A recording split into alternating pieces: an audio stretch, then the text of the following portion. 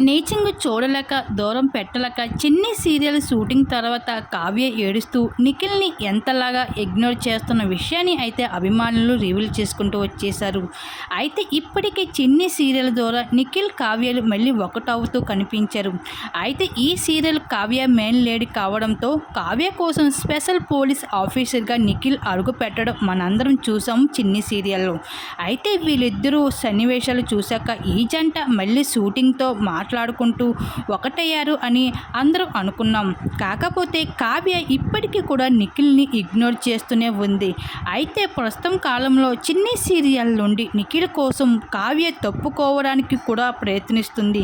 కానీ చిన్ని సీరియల్ మెంబర్స్తో కుదిరించిన అగ్రిమెంట్ వల్ల కావ్య అయితే ఈ సీరియల్ నుండి తప్పుకోలేకపోతుంది.